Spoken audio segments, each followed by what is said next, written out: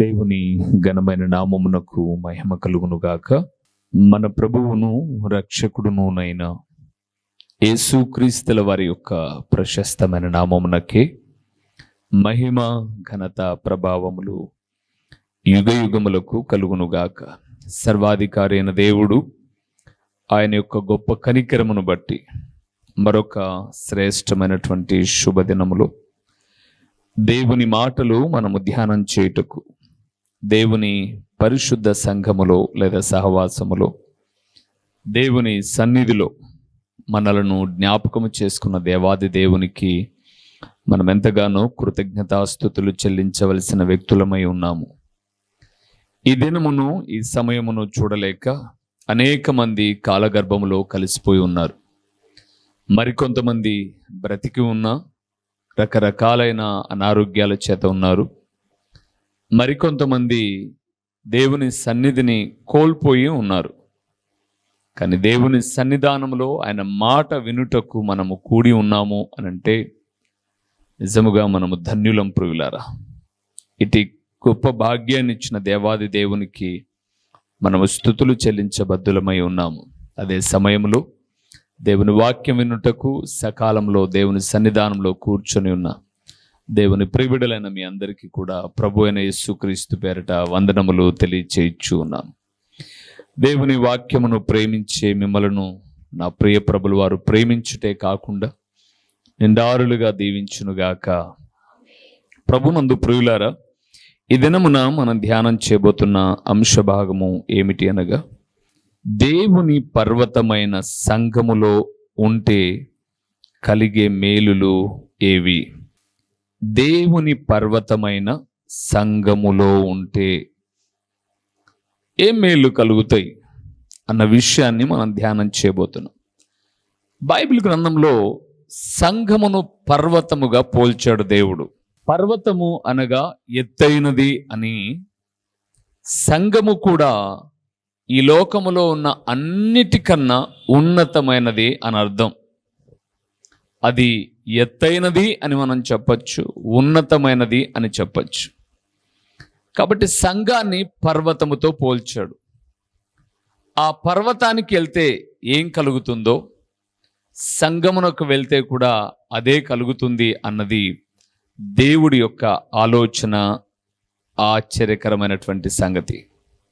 చూద్దాం, మూలవాక్యానికి వెళ్దాం. కీర్తనల గ్రంథము 43వ కీర్తన 3వ వచనాన్ని మనం చదువుకుందాం. 3వ వచనాన్ని మనం చదువుకుందాం. నీ వెలుగును నీ సత్యమును బయలుదేరజేయును. అవి నాకు త్రోవ చూపును. అవి నీ అక్కడ రాయబడింది ప్రియులారా. అవి నీ పరిశుద్ధ పర్వతమునకును నీ నివాస స్థలమునకును నన్ను తోడుకొని వచ్చును. చాలు. ప్రభునందు ప్రియులారా, అక్కడ 3వ లైన్లో అవి నీ పరిశుద్ధ పర్వతమునకును నీ నివాస స్థలమునకును నన్ను తోడుకొని వచ్చును అన్నాడు. కానీ వచనాన్ని ప్రారంభిస్తున్నప్పుడు నీ వెలుగును నీ సత్యమును బయలుదేర చేయుము, అవి నాకు త్రోవ చూపును అన్నాడు. కొండల మీద వెలుగు సత్యము ఏముండదు, పర్వతాల మీద. ఆయన పోలిక అది. సంఘము లేదా దేవుని మందిరము అని మనం చెప్పుకుంటున్నప్పుడు దేవుని సంఘములోనట ఆయన అంటున్నాడు, పరిశుద్ధ పర్వతమునకు ఆయన తోడుకొని వస్తాడట. ఎందుకోసము అంటే ఆయన వెలుగు, ఆయన సత్యాన్ని మనకు బయలుపరచడానికి. సంఘమునకు వచ్చిన ప్రతి ఒక్కరము కూడా మనం వచ్చిన ప్రతిసారి ఏదో ఒకటి నేర్చుకుంటూ ఉంటాం. కొంతమంది నేర్చుకోకుండా నొచ్చుకున్నా మొత్తము పైన ఇక్కడికి రావడం వల్ల ఏదో ఒక విషయం మనకు తెలుస్తుంది. అది మనలో ఉన్న లోపమైన లేదా దేవుని గొప్పతనమైన, దేవుని ఉన్నతమైన ఆలోచన, ఏదో ఒకటి గుర్తుపెట్టుకోవాల్సింది ఏంటి అనంటే, దేవుని సంఘమునకు రాకోకుండా లోకములో తెలిసే విషయాలన్నీ లోక సంబంధమైన విషయాలే. ఒక దేవుని సంఘములో మాత్రమే పరలోకపు సంగతులు మనము తెలుసుకోగలుగుతాం, గ్రహించగలుగుతాం. వాటి ద్వారా మన ఆత్మీయ జీవితాన్ని మరింత ముందుకు తీసుకువెళ్ళగలుగుతాం. అయితే ఇప్పుడు ఇదే పర్వతము అనుకుంటే, అనగా సంఘమే పర్వతము అనుకుంటే, ఇక్కడికి వచ్చిన తర్వాత మనకి ఏం కలుగుతాయి, ఏం తెలుసుకుంటాం మనం మనం లేఖనాల్లో చూస్తే చాలా విషయాలు ఉన్నాయి. సమయానుకూలంగా కొన్నిటిని మనం ధ్యానం చేద్దాం. మొట్టమొదటి విషయానికి వెళ్దాం. యెషయా గ్రంథము, దేవుని పర్వతమైన సంఘములో మనకు కలిగే మేలు ఏంటో యెషయా గ్రంథము 25వ అధ్యాయము 7వ వచనాన్ని మనం చూద్దాం. ప్రియులారా, 7వ వచనాన్ని మనం చూద్దాం. సమస్త జనముల ముఖములను కప్పుచున్న ముసుకును, సమస్త జనముల మీద పరచబడిన తెరను ఈ పర్వతము మీద ఆయన తీసివేయును. చాలు ప్రియులారా, మొట్టమొదటిది దేవుని పర్వతమైన సంఘములోనికి మనం వస్తే అని అంటున్నాడు, మన ముఖముల మీద ఉన్న ముసుగు తొలగిపోతుంది. ముఖముల మీద ఉన్న ముసుగు. సహజంగా ఆడబిడ్డలు ముసుగు ఎక్కడ వేసుకుంటారు? తల మీద కదా. కానీ అక్కడ మీరు చూసారో లేదో, ముఖములను కప్పుచున్న ముసుగు అన్నాడు. ముఖాన్ని కప్పుకునే ముసుగు ఎందుకోసం? ఒక్కసారి మనం లేఖన భాగంలో మనం చూస్తే, ముఖాన్ని ఎందుకు కప్పుకుంటారు అంటే గుర్తించుకోకుండా ఉండడానికి కదా. ఒక వ్యక్తి తల మీద ముసుగు వేసుకొని వాక్యం వింటుంటే కూర్చున్న వాళ్ళు ఎంతవరకు అయితే కనపడుతుందో అంతవరకు ఫలానా ఆమె అని మనకు అర్థమవుతుంది. కానీ కూర్చున్న వ్యక్తి దగ్గర కూర్చున్నా, మంచి వెలుతురులో ఉన్న ముఖానికి ముసుగు వేసుకుంటే మనిషిని గుర్తించలేం. పూర్వపు దినాల్లో వచ్చిన వ్యాధి ముఖానికి ముసుగు వేసుకునేవాళ్ళు. అయితే ఇక్కడ దేవుడు చెప్తున్నాడు, దేవుని సంఘములోనికి మీరు రావడం వల్ల ముసుగు తొలగిపోతుంది. ఏ ముసుగు తొలగిపోతుంది? ఒక్కసారి మనం లేఖన భాగంలో నుంచి మనం చూస్తూ ఉన్నప్పుడు, ఇదే 29వ అధ్యాయము, యెషయా గ్రంథం 29వ అధ్యాయము. ఒక్కసారి మనం 10వ వచనాన్ని చూద్దాం. 10వ వచనాన్ని చూద్దాం. యెహోవా మీ మీద గాఢ నిద్రాత్మను కుమ్మరించి ఉన్నాడు, మీ మీద గాఢ నిద్రాత్మను కుమ్మరించి ఉన్నాడు. మీకు నేత్రములుగా ఉన్న ప్రవక్తలను చెడగొట్టి ఉన్నాడు. మీకు శిరస్సులుగా ఉన్న దీర్ఘదర్శులకు ముసుగు వేసి ఉన్నాడు. చాలు ప్రియులారా, ఏ ముసుగు ఉంది అని ఇక్కడ అన్నాడు అంటే, మీ మీద గాఢ నిద్రాత్మ అన్నాడు. అవును ప్రియులారా, అందుకే 10వ వచనంలో అన్నాడు, మీకు శిరస్సులుగా ఉన్న దీర్ఘదర్శులకు ముసుగు వేసి ఉన్నాడు. ముసుగు తొలగిపోతుంది దేవుని సంఘంలోనికి వస్తే. ఏమి ముసుగు అనంటే, చాలా మంది జీవితాల్లో నామకార్థపు భక్తి ముసుగు ఉంది. ఏ ముసుగు ఉంది? నామకార్థపు భక్తి. అంటే ప్రార్థనలో ఉన్నంతసేపు భక్తే, దీన్ని నామకార్థం అంటారు. ప్రార్థనలో నుంచి బయటికి వెళ్ళిన తర్వాత పాపం, దీన్ని నామకార్థపు భక్తి అంటారు ప్రియులారా. ఇంకా మీకు అర్థం కావడానికి మీకు జ్ఞాపకం చేస్తాను కొన్ని విషయాలు. మనము పోలీస్ స్టేషన్కు వెళ్ళి, ఎస్ఐ గారు మనకు బాగా పరిచయం అనుకుందాం, స్నేహితుడు అనుకుందాం, రేయ్ నీకు నాకేంట్రా, రా నా ప్రక్కల కూర్చో అని ఎస్ఐ పక్కనే ఒక కుర్చీ వేసి మనల్ని కూర్చోబెట్టాడు అని అనుకుందాం. అక్కడికి ఎవరో ఎస్ఐ గారిని కలవడానికి వచ్చారు కొంతమంది. ఆయన కూడా యూనిఫామ్ లేకోకుండా మామూలు మఫ్టీలోనే ఉన్నాడు, మామూలు డ్రెస్లోనే ఉన్నాడు. ఇప్పుడు అక్కడ వచ్చి కూర్చున్న తర్వాత ఎస్ఐ గారితో మాట్లాడుతున్నారే అని అనుకుందాం. ఒక చిన్న ఉదాహరణ మాత్రమే ప్రియులారా. ఎస్ఐ గారి ప్రక్కన కూర్చున్నంత మాత్రాన మనం ఎస్ఐలమో కాం. లేదు డాక్టర్ గారి దగ్గరికి వెళ్ళాం, డాక్టర్ గారి ప్రక్కన కూర్చున్నంత మాత్రాన డాక్టర్ ముఖం. బాగా నా మాట అర్థం చేసుకోండి. బస్సులో ప్రయాణం చేస్తున్నాం, కండక్టర్ సీటు అని ఒకటి ఉంటుంది. కండక్టర్ సీటులో ఇంకొక వ్యక్తి కూడా కూర్చోవచ్చు. అంటే కండక్టర్ సీటు ప్రక్కన కూర్చున్నంత మాత్రాన కూడా మనం కండక్టర్లము కాదు. ఇప్పుడు మీకు అర్థమైంది.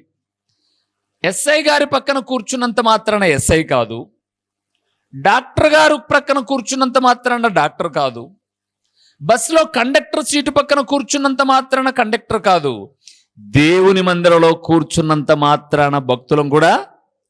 మరి డాక్టర్ కావాలంటే ఏం చేయాలి? ఎంబీబీఎస్ చదవాలి, అంటే వైద్య వృత్తి తెలియాలి. ఇప్పుడు పోలీస్ ఆయన పక్కన కూర్చోవాలంటే కూర్చోవడానికి ఏం కూర్చోవచ్చు, కానీ ఆ యోగ్యత అర్హత కావాలి అంటే ఆ టెస్ట్లలో పాస్ అవ్వాలి, ఆ ఉద్యోగానికి కావాల్సిన అర్హత సంపాదించుకోవాలి. అలాగే దేవుని మందిరంలో కూర్చున్న తర్వాత దేవుని మందిరములో భక్తి కలిగిన వ్యక్తికి ఉండాల్సిన అర్హతలు మనలో ఉండాలి. అలాగ ఉండకోకుండా కూర్చునే దాన్నే భక్తి అనే ముసుగు అన్నారు బైబిల్ గ్రంథంలో. అందుకే అక్కడ అన్నాడు, ఆ ముసుగును నేను తీసేస్తాను. తీసివేసుకోకపోతే ప్రియులారా, ఒక దినాన మీకు జ్ఞాపకం చేస్తాను. పూర్వపు దినాల్లో కరోనా వచ్చింది. కరోనా వచ్చిన తర్వాత అందరూ ఫేస్కి మాస్క్ పెట్టుకోండి అని అన్నారు. మాస్కులు పెట్టేసుకున్నారు. మీకు తెలుసు, ఎంత కరోనా వచ్చినా రాకపోయినా మాస్క్ పెట్టుకున్నా పడుకునేటప్పుడు ఏం చేసేవాళ్ళు? మాస్క్ తీసేసేవాళ్ళు. సరే, తీయకోకుండా అట్లే పెట్టుకుంటే ఆ కరోనా సంగతి ప్రక్కన పెట్టు, ఈ ఊపిరాడక ఏడపోతాము అన్న ఒక భయం. ఇప్పుడు మీకు క్లియర్గా అర్థమైంది. పాపం అనే ముసుగు అలాగే ఉంటే నిత్య నరకానికి వెళ్తాం. అందుకే సంఘానికి వచ్చిన తర్వాత దేవుని వాక్యం సెలవిస్తున్న మాట ఏంటంటే, నామకార్థపు భక్తి అనే ముసుగు, పాపం అనే ముసుగు తొలగిపోతుంది. దూరమైపో. పాపం అనే ముసుగు తొలగిపోతుంది. కాబట్టి ఒక దైవజనుడిగా జ్ఞాపకం చేస్తున్నాను ప్రియులారా, దేవుని పర్వతము లాంటి దేవుని సంఘములోనికి వస్తే నామకార్థపు భక్తి అనే ముసుగు తొలగిపోతుంది. ఈరోజు ఇంకా దేవుని మందిరానికి వచ్చి భక్తి అనే ముసుగు వేసుకొని పాపం చేస్తూ ఉంటే దేవుడు అంటున్నాడు, దయచేసి ప్రాణం ఉండగానే ఆ ముసుగు తీసేసుకోండి. దేవుడు చెప్తున్న మాటే ప్రియులారా. అందుకే ముసుగు తీసివేస్తే ఏమవుతుందో తెలుసా? ఆ మాట చెప్పి రెండో విషయానికి వెళ్తాను. నిర్గమాకాండము 34వ అధ్యాయము. ముసుగు తీసివేస్తే ఏం కలుగుతుందో కదండి. 34వ అధ్యాయము 35వ వచనము. 34వ అధ్యాయము 35వ వచనము. మోషే ముఖ చర్మము ప్రకాశింపగా ఇశ్రాయేలీయులు మోషే ముఖమును చూచిరి. మోషే ఆయనతో మాట్లాడుటకు లోపలికి వెళ్ళు వరకు తన ముఖము మీద ముసుగు వేసుకొనెను. చాలు. ప్రభునందు ప్రియులారా, మోషే ముఖము మీద ముసుగు లేనప్పుడు ముఖం ఎలాగుందట? ప్రకాశిస్తూ ఉంది. అందుకే ముసుగు వేసుకొని లోపలికి వెళ్ళిపోయాడు. ఈరోజు పాపం అనే ముసుగు మనం తీసివేసుకుంటే మన జీవితాలు ప్రకాశిస్తాయి ప్రియులారా, దీవెనకరంగా ప్రకాశిస్తాయి, ఆశ్చర్యకరమైనటువంటి రీతిలో ప్రకాశిస్తాయి. అందుకే దేవుడు చెప్తున్నాడు, దేవుని పర్వతమైన సంఘములోనికి వస్తే పాపం అనే ముసుగు తొలగిపోతుంది. ఆ ముసుగు తొలగిపోవుట ద్వారా నా దేవుడు చెబుతున్న ప్రాముఖ్యమైన విషయం ఏంటంటే, మన జీవితాలు దీవెనకరంగా వెలుగుమయంగా ఉంటాయి. వెలుగుమయంగా ఉంటాయి. రెండో విషయాన్ని చూద్దాం. దేవుని సంఘమునకు వస్తే కలిగే రెండో విషయం యెషయా గ్రంథంలో 14వ అధ్యాయము 25వ వచనాన్ని మనం చూద్దాం. నా దేశములో అశ్షూరును సంహరించెదను. ఎక్కడ మనం చూస్తున్న పర్వతము అనేది తొలగిపోయేవి ఉంటాయి ప్రియులారా. నా దేశములో అశ్షూరును సంహరించెదను, నా పర్వతముల మీద వానిని నలగద్రొక్కెదను, వాని కాడి నా జనుల మీద నుండి తొలగిపోవును, వాని భారము వారి భుజముల మీద నుండి తొలగింపబడును. చాలు ప్రియులారా, దేవుని పర్వతమైన సంఘంలోనికి వస్తే మొదటిది ముఖముల మీద ఉండే ముసుగు తొలగిపోతుంది. రెండవది ఆయన అంటున్నాడు, దేవుని పర్వతమైన సంఘములో ఉంటే కలిగే మేలు ఏంటి అనగా అశ్షూరీయుల కాడి తొలగిపోతుంది. ఏంటండి అశ్షూరీయుల కాడి?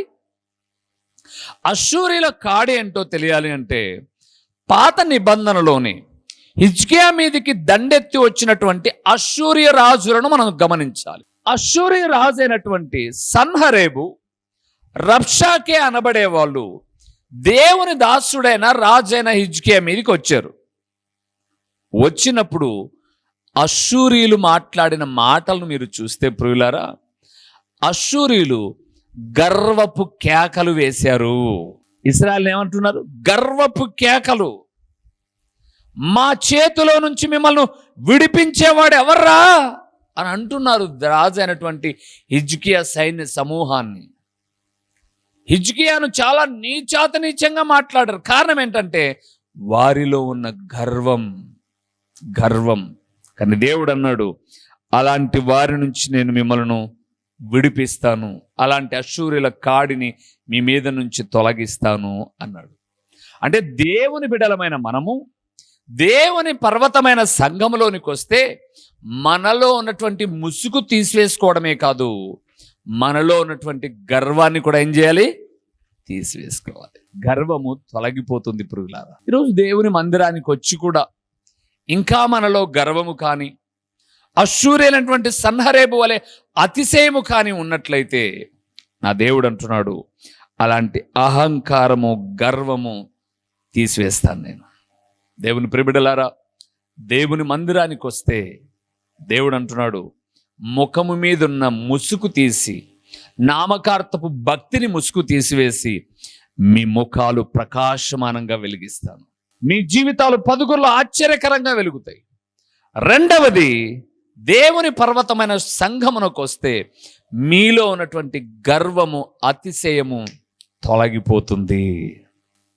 ప్రభునందు ప్రియులారా, ఈరోజు చాలా మంది మందిరానికి వెళ్తున్నా అతిశయాలు తొలగిపోవడంలా, గర్వము తొలగిపోవడంలా, అహంకారము తొలగిపోవడంలా. కారణం ఏంటంటే ఇంకా పాపపు ముసుగు అలాగే ఉంది. కానీ దేవుడు అన్నాడు, నేను మీకు మేలు చేసే మేలేంటో తెలుసా? అశ్షూరియని గర్వపు కాడిని తీసేస్తాను. మనలో కూడా ప్రభునందు ప్రియులారా అతిశయం ఉంటుంది. నాకేం తక్కువ, నేనేం తక్కువ అనే అతిశయం ఉంటుంది, లేదా ఏదో ఒక గర్వం ఉంటుంది. దేవుని సంఘంలోనికి వస్తే దేవుడు అంటున్నాడు, అవి నేను తీసేస్తాను, అవి నేను దూరం చేస్తాను. అవును ప్రభునందు ప్రియులారా, నేను ఎరుగుతును ఎంతో గొప్ప సంపన్న స్థితిలో ఉన్నటువంటి గొప్ప వ్యక్తులు దేవుని మందిరానికి వచ్చిన తర్వాత వారిలో కలిగేటటువంటి మార్పు అంతింత కాదండి. చాలా దీనత్వం, వారి అతిశయము అన్నిటిని కూడా విడిచిపెట్టేసి, నేను ఎరుగుదు ప్రియులారా, చాలా మంది లక్షాధికారులు అనబడేవారు దేవుని మందిరానికి వచ్చిన తర్వాత. ఒకరోజు నేను వెళ్ళాను ఒక ప్రాంతానికి వెళ్ళాను. అక్కడ దాకా ఎందుకు, మనం నివసిస్తున్న ఒక ప్రాంతంలోనే నేను చూశాను.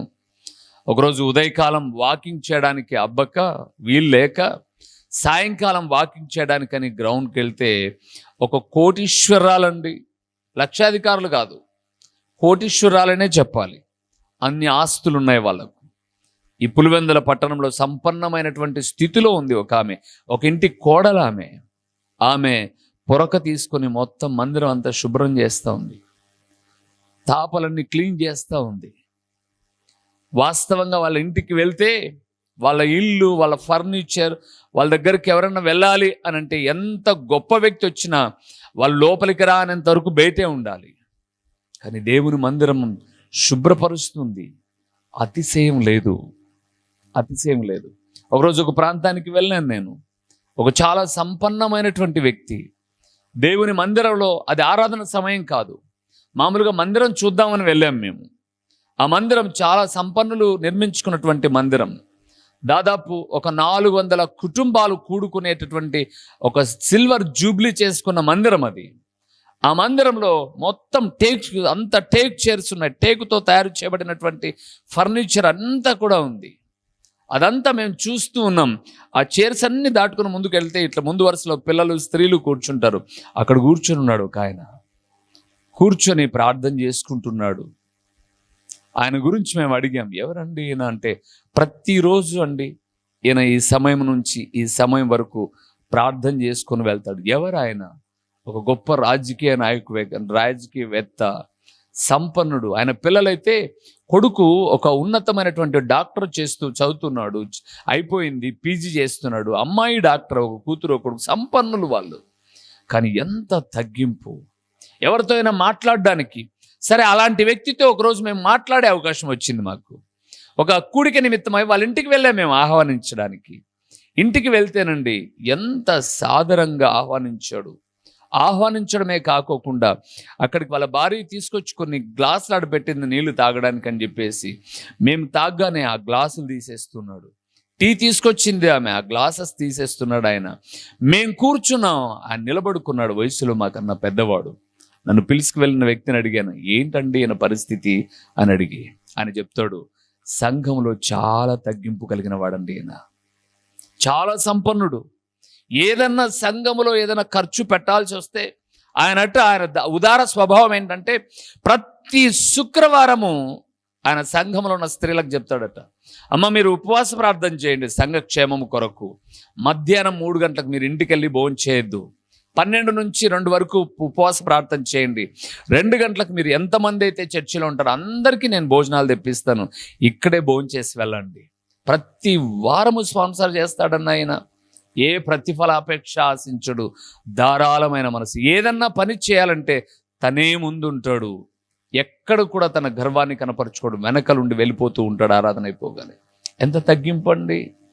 అందుకే నేను అనుకుంటాను, కాయలు కాసిన చెట్టు ఎప్పుడు కూడా ఎలాగుంటుంది? వంగి ఉంటుంది. చూడండి, కాయలు బాగా కాసిన చెట్టు ఎప్పుడు వంగే ఉంటుంది, నిటారుగా ఉండదు అది. అలాగే మనం దీవించబడే కొద్దీ గర్వము, అతిశయము ఉండకూడదు ప్రియులారా. మన దగ్గర ఇంకా ఏమన్నా సమకూడింది అంటే దావీదును మనం గుర్తు చేసుకోవాలి. దావీదండి కొన్ని లారీలకు సరిపడ బంగారు ఇచ్చాడు, కావలసినటువంటి వెండిని సమకూర్చాడు. కానీ దేవుని మందిరంలో ఏమంటాడు? ఇంతగా నన్ను హెచ్చించుటకు నేనెంతటి వాడిని, నా కుటుంబం ఏ పాటిది నాయన. గొర్రెలు కాసుకునేవన్నాయి ఒకప్పుడు నేను, ఈ స్థితిలో నన్ను నిలవబెట్టింది నీవే కదా ప్రభువా. అవును ప్రియులారా, దేవుని సంఘంలోనికి వస్తే నామకార్థపు ముసుగు తొలగిపోవాలి. దేవుని సంఘంలోనికి వస్తే మనలో ఉన్న అతిశయాలు, గర్వాలు తొలగిపోవాలి. మూడవది, దేవుని సంఘానికి వస్తే ఏం జరగాలో చూద్దామా? అక్కడ యెషయా గ్రంథం 27వ అధ్యాయము 13వ వచనాన్ని మనం చూద్దాం. 13వ వచనాన్ని మనం చూస్తూ ఉన్నాం. ఆ దినమున పెద్ద బూర ఊదబడును. అష్షూరు దేశములో నశింప సిద్ధమైన వారును ఐగుప్తు దేశములో వెలివేయబడిన వారును వచ్చెదరు. యెరూషలేములోనున్న పరిశుద్ధ పర్వతమున యెహోవాకు నమస్కారము చేయుదురు. చాలు ప్రియులారా, ఇంగ్లీష్ బైబిల్లో ఉంది నమస్కారము చేయుదురు అనే చోట వర్షిప్ అనే పదం రాయబడింది ప్రియులారా. అంటే దేవుని పర్వతమైన సంఘములో దేవునిని ఆరాధించాలండి. దేవుని ఏం చేయాలి? ఆరాధన చేయాలి. ఏమని ఆయన జ్ఞాపకం చేస్తున్నాడు అంటే, నిశ్చయముగా నేను ఐగుప్తు నుంచి తోడుకొని వస్తాను. ఐగుప్తు అనేది పాపమునకు సాదృశ్యంగా, వేదనలకు, శ్రమలకు సాదృశ్యంగా ఉంది ప్రియులారా. దేవుడు మాట్లాడుతున్నాడు, ఒక వ్యక్తి పాపము నుంచి విడిపించబడి పరిశుద్ధమైన దేవుని సంఘములో చేరిన తర్వాత ఏం చేయాలట? దేవుని సేవించాలి, అంటే ఆరాధన చేయాలి. అవును ప్రియులారా, దేవుని మందిరానికి రావడం వల్ల కలిగే మేలు ఏంటంటే, దేవునిని ఆరాధించే విధానాన్ని మనం తెలుసుకుంటాం. ఎలాగ ప్రార్థించాలో, ఎలాగ స్తుతించాలో, ఎలాగ దేవుని ఘనపరచాలో మనము తెలుసుకునే చోటు దేవుని సంఘం. పిల్లలు పాఠశాలకు వెళ్తేనే కదండి ఆ శుభ్రత, ఆ క్రమము, అవన్నీ వారు తెలుసుకునేది ఎక్కడ? ఒక క్రమమైనటువంటి జీవితం పాఠశాలకు వెళ్ళిన తర్వాత, ఒక క్రమశిక్షణ అందుకే కదా మనం ఒక వయసు రాగానే తీసుకెళ్ళి పాఠశాలలో పడేస్తున్నాం. ఎందుకు? అక్కడ క్రమం నేర్పిస్తారని. ఇంట్లో మనం నేర్పించలేం. మనము మన ప్రేమ ఆప్యాయతల చేత మన పిల్లవాడిని ఒకేటు మనం కొడితే ఇంట్లో అమ్మో నాన్న గొట్టేవలే వాడు పసిబిడ్డగానే అంటారు. కాబట్టి వాడేమంటే ఇంక ఇదే ఛాన్స్ అని చెప్పేసి బుద్ధి పుట్టినట్టుగా తిరుగుతుంటాడు. అదే స్కూల్లోకి వేసామనుకోండి, ఆ మమకారాలు వాళ్ళేం పట్టించుకోరు. 4 ఏట్లు వేసి అందరితో బట్టి కూర్చోబెట్టి ఎలాగ తినాలో, ఎలాగ మాట్లాడాలో, ఎలా కూర్చోవాలో, ఎలాగ రాయాలో అన్నీ నేర్పిస్తారు. నేర్పించి దినాలు గడిచే కొద్దీ ఒక క్రమమైనటువంటి స్థితిలో బిడ్డను ప్రయోజకుని చేస్తారు. అలాగే దేవుని సంఘంలోనికి వచ్చిన తర్వాత మాలాంటి దైవ సేవకులు దేవుని ఆత్మ ప్రేరణ చేత ఒక క్రమాన్ని నేర్పించి ఆరాధించేటటువంటి విషయాలను నేర్పిస్తారు ప్రియులారా. అందుకే జ్ఞాపకం చేస్తూ ఉన్నాను, దేవుని పర్వతమైన సంఘము మనకు అవసరం. ఆ సంఘములో మన ముఖములకు ఉన్నటువంటి ముసుగు తొలగిపోతుంది. ప్రియులారా. నామకార్థపు భక్తి, ప్రార్థనే ఆచారాలే, ప్రార్థనే అతిశయాలే, ప్రార్థనే గర్వమే, ప్రార్థనే లోకానుసారమైన జీవితం, లోకానుసారమైనది. అలాంటివి తొలగించుకునే చోటే దేవుని సంఘం. ఆ దేవుని సంఘములో మనం నిలిచి ఉన్నప్పుడు నిండారులుగా ఆశీర్వదించి ఇట్టి క్రమమైన స్థితిని మనకిచ్చి మేలుతో తృప్తిపరిచేవాడు. కాబట్టి ఇంకా మనం ఇంతకాలము నుంచి దేవుని వాక్యాన్ని ఆరాధిస్తూ ఉండి కూడా ఇలాంటి ముసుగు కానీ, అతిశయము కానీ, గర్వము కానీ, ఆరాధించే విధానము కానీ తెలియకుండా ఉన్నట్లయితే నేడైనా పశ్చాత్తాపపడదాం. ప్రభు క్షమించి క్షేమాన్ని దయచేయుటకు సామర్థ్యం కలిగిన వాడు. తలలు ఉంచుదాం, కళ్ళు మూసి ప్రార్థన చేద్దాం. దేవా, విన్న నీ మాటలు నా హృదయంలో నీరు కట్టి ఫలింప చేయండి. నా అంతరంగములో స్థిరమైన మనస్సునిచ్చి యోగ్యకరమైన నీ ప్రవర్తననిచ్చి నన్ను నడిపించండి అని ప్రభు సహాయం అడుగుదాం, ప్రార్థన చేసుకుందాం. ఓ ప్రేమ స్వరూపి, కరుణా సంపన్నుడా, మీ ఘనమైన నామమునకు హృదయపూర్వకమైన స్తోత్రములు చెల్లిస్తూ ఉన్నాము నాయనా. పర్వతమునకు పోలికగా పోల్చిన నీ ప్రియ సంఘములో మేమున్నప్పుడు, మేము సంఘమునకు రావడం వల్ల ఏ మేలులు మాకు కలుగుతాయి అని మేము లేఖనాల్లో చూస్తూ ఉన్నప్పుడు విలువైన పరలోకపు సంగతులను మాకు మీరు తెలియచేశారు, మాట్లాడారు. ఇంకా ఎవరి అంతరంగాలలోనైనా నామకార్థపు భక్తి అనేది ఉంటే తీసుకువేసుకోవడానికి, అతిశయము గర్వం ఉంటే తొలగించుకోవడానికి, మిమ్మల్ని ఆరాధించే విధానము తెలిసి వాక్య ప్రకారమైన ఆరాధన కలిగి ఉండడానికి కృప చూపండి. ప్రకటించిన ఈ వాక్యము వ్యర్థముగా పోకుండా సారవంతమైన నేలను పడిన విత్తనము వలె 30 60 100 ఫలింపచేసి మీ ఘననామమునకు మహిమ ఘనత ప్రభావాలు మీరు కలుగు చేసుకునమని ఎంతైనా నమ్మదగిన దేవుడవైన మీకు స్తుతులు చెల్లించుకుంటూ యేసు నామములో అడిగి పొందియున్నాము తండ్రి, ఆమేన్. మా చిరునామా దైవజనులు బ్రదర్ ఓ రూబేన్ గారు, క్రీస్తు ప్రార్థనా మందిరం, డోర్ నెంబర్ 1-386, నగరిగుట్ట, పులివెందుల, కడప జిల్లా. మీ ప్రార్థనా అవసరాల కొరకై సెల్ నంబర్ 9989067409.